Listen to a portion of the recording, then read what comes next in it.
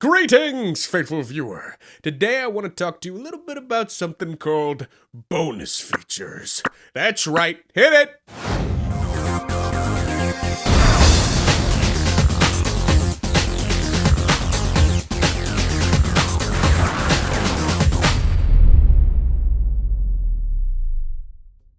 Oh yeah, I went to film school. It's called Star Wars Episode 3 Revenge of the Sith Disc 2. This was the first DVD I ever bought, and this disc was insane. Filled to the brim with documentaries, interviews, and behind-the-scenes extras about the making of Episode 3. And this wasn't just a bunch of fluff about what a smooth production it was. No, this was a condensed look at almost every facet of the production of a massive blockbuster release. Having such an in-depth and intimate look at the chaos of making a movie at this scale, the sheer volume of people involved broke my little brain. And if that wasn't enough, you also got a secret little dancing Yoda. Oh, but even on top of that, how about a whole demo of Star Wars Battlefront 2 on Xbox? What? Yep, for a time, plenty of DVD releases on top of all the fun behind-the-scenes extras we'd get would also include a demo. Typically for the video game tie-in. So many DVDs did this, from Star Wars to robots, even movies that were total ass meat. Sure, Doomstar and The Rock might be hot dog water, but hey, at least it came with a demo of Doom 3. And without fail, each time these demos were only compatible for the original Xbox. As a kid with only a PS2 to my name, this had me livid. Everyone I knew had a PS2. It was the premier DVD playing game console. Xbox? That was for douchebags in college. What about us? Best guess is the PS2 doesn't have a way to switch between reading a disc as a standard DVD and a game, while the Xbox does. I always assumed the way this would work was that you'd get to the menu screen and the bonus features and that would start the demo. But no, as soon as you insert the disc, you're greeted with the choice of either launching it as a game or the movie. And they're all like this, meaning the Xbox has a built-in way to read the partitions of these discs. What isn't built in, though, is the ability to actually play DVDs. I think a lot of people, myself included, thought much like the PS2, the OG Xbox could do this right out the gate, but no, for that you need the Xbox DVD Playback Kit, which was this little dongle receiver that you plug into one of the controller ports, which would install the firmware necessary for DVD playback. Basically a way for Microsoft to avoid having to include the license fees for DVDs into the price of the console itself, making it an optional separate consumer cost. So like, not only was playing DVDs on the OG Xbox more of a hassle, either way you look at these sales numbers of these consoles and it just left out a huge portion of people from being able to actually play these demos. It was so frustrating to me to have such a glorious disc 2 with so many extensive bonus features while that Battlefront 2 demo was completely locked away. It was especially cruel because the game was brand spanking new at the time, and I was watching this all on a PlayStation 2, like, come on, I have the controller right here, just let me play. But now, all these years later, I got all these DVDs, the DVD playback kit, an OG Xbox with a fat Duke controller, which is actually a normal size controller for me because I have normal adult size hands. And we're going to take a look at all these little DVD game demos. Hulk, the incredible comic book hero, is out of control. In a massive DVD packed with groundbreaking action and huge extras. I like it. Hulk on DVD. Buy it or rent it. The first DVD to ever include an Xbox demo was Hulk from 2003. It was perfect. Xbox, Hulk, green. Now DVDs before this occasionally would throw in a demo as a bonus feature, but that was typically for the PC version. Things like Spider-Man's Disc 2 gives you a demo of the tie-in game. But to have a console demo as a DVD bonus feature was a very novel thing. This was something typically reserved for like, a magazine subscription or something you'd play at a store kiosk. I actually have quite a bit of nostalgia for Ang Lee's Hulk. It was one of the first DVDs I ever rented. Even before I had a PS2, I remember sticking this thing in a laptop and to give you a unique Hulk-themed UI player, and it felt like your computer was being infected by Gamma. Just perusing through this DVD here, and it's just crazy how a movie that's considered like to be pretty mediocre would still get so many behind-the-scenes extras and so much attention to detail put into all the little menus. As for the game demo, though, it's excruciatingly short. Like, I know demos are meant to leave you wanting more, but this is just basically a 2-minute tutorial. Like, sure, it does live up to the premise of letting you play as a big green rage monster, and there's some neat ideas like getting to throw back missiles, but before you can even say, oh, that's pretty cool, demo's over. Now, it'd be an entire year until we get another DVD release with an Xbox game demo, and my god, was this one I was excited for. Yep, it was 2004's Star Wars Trilogy DVD box set. Now, I know it's a controversial release, but the marketing hype behind this one was on a level I don't think we'll ever see until the actual theatrical versions are remastered and released someday. I remember stores would have these huge displays with stacks of these gold and silver box sets, and within them, beyond just the movies and bonus features, was a demo for the original Battlefront.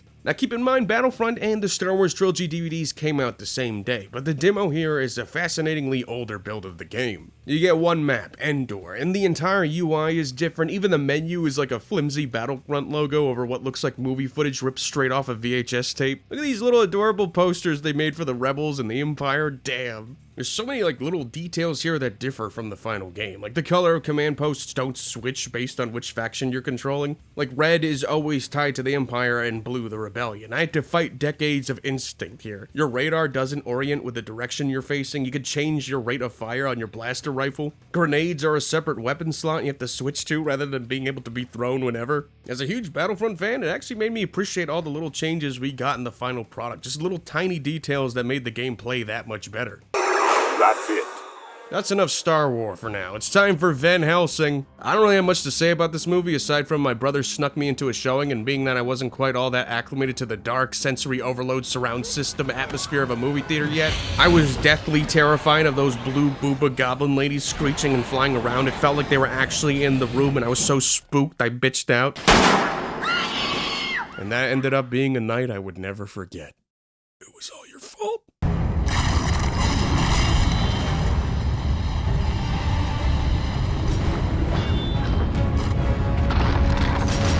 The Van Helsing game definitely plays off the whole Devil May Cry formula. If that game was, much slower and had little to no maneuverability. It's not the worst thing in the world, though. It seems like serviceable rental fodder. Shooting crossbows is pretty decently fun. And the demo is actually a pretty good length with a boss fight where you...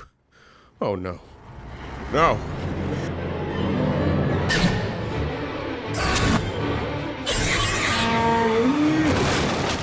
Why don't you blow them a little kiss for our dear departed Mariska? It's them! Getting to finally kill the blue booba goblin ladies is the closest thing I'll ever have to redemption, I guess. Next up, Chronicle of Riddick's DVD release in November 2004 ended up coming packaged with a demo of Escape from Butcher Bay. By now, most are probably pretty familiar with this one. It was one of the few shining examples of a movie tie-in game that ended up being good and pretty well acclaimed. I never actually immersed myself in this sweaty, deep-fried world of Riddick, so getting to finally try out this demo here was perfect for me. And damn, graphically, you're getting a pretty impressive showcase of the OG Xbox packed in here, from the lighting, lurking in the pitch black shadows. The gameplay has this very heavy, weighty feel to it, to the point where it feels like a controlling off-season Vin Diesel. It came as no surprise to me that these were the same devs behind The Darkness. It just has the same type of style and feel to it. There's a nice sense of impact in the combat, whether using the shotgun or stabbing someone with a screwdriver. A baby's gotta do what a baby's gotta do. Next up was King Arthur, another blockbuster release from 2004 that nobody remembers. And I probably wouldn't either if its DVD didn't come with an Xbox demo. Only problem is, it won't work. This is the only DVD that's done this. Usually with these Xbox demos, you get a quick loading screen, and then you get the option menu. Here, without fail, the Xbox will freeze right as that loading bar completes. At first I thought, okay, maybe it's because I have the unrated version and I'm just missing a parental control setting or something, but that doesn't make sense because Riddick was unrated and that one worked fine. I even ended up getting a copy of the standard edition just to make sure, and yep, same thing. So, in a desperate move, instead of using my Xbox's component cables, I switched to the standard classic poo-poo quality composite. And yeah, it worked right away, so for whatever reason, this demo was only designed over composite output. I don't know if this was an oversight or what, but there you have it. Just in case you want to play your demo of King Arthur on Xbox. The game itself, like Van Helsing, is not too bad considering it's a licensed game based on a mediocre movie.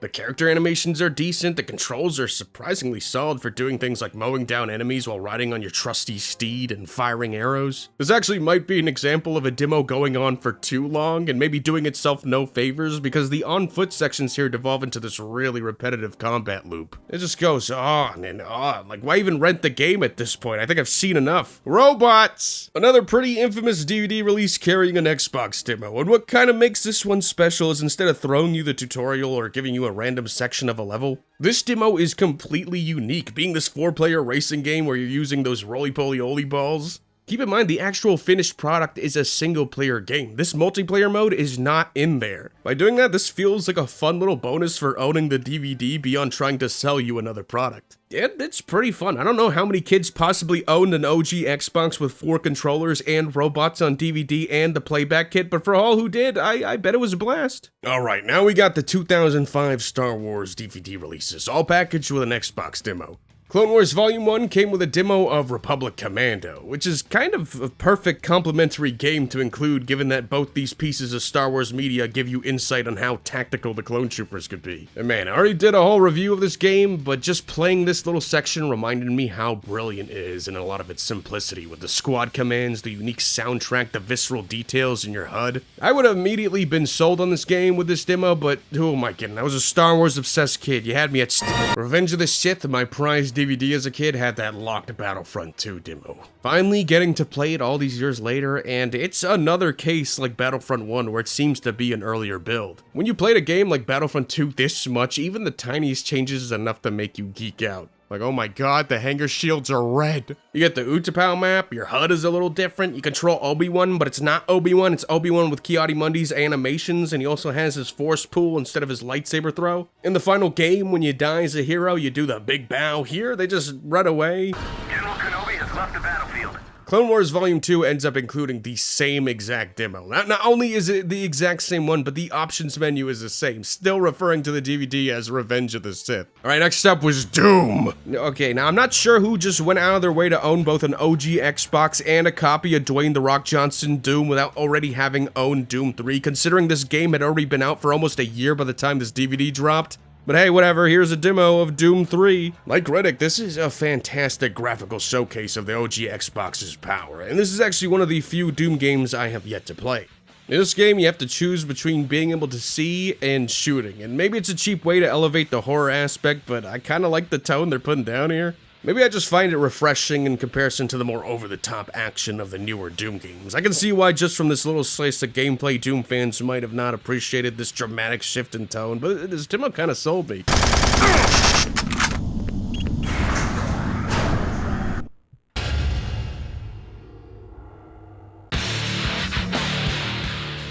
And with that, we conclude our journey of DVDs with Xbox. Wait, there is another. September 2006, the Xbox 360 had already been out for nearly a year and the Wii and PS3 would soon be upon us. But we got one last demo for OG Xbox, packed in with the 2006 release of Star Wars on DVD. You know, the infamous ones that have the theatrical cuts of the film's ripped off Laserdisc? Like, if that wasn't enough of a bonus, we got a demo of LEGO Star Wars 2, and probably the perfect portion of the game, the Mos Eisley spaceport level. It's a big stage, it shows off new features and a good amount of funny gags. It's a nice variety of different gameplay types between the characters and the vehicles. I think the cookie cutter thing to do would be to just include the opening level, which is pretty basic in comparison, so including this one was a very smart move. After that, I guess it just didn't make much sense for DVDs to include OG Xbox demos. I mean, what was left? Ratatouille? And of course, when it came to the 7th gen, you could just download demos straight to your consoles, so this sort of bonus feature just didn't have the same novelty anymore. But there were still some very rare instances of pack-in demos. On the Xbox 360 side of things, you had to cop specifically the special edition DVD of Indiana Jones and the Kingdom of the Crystal Skull.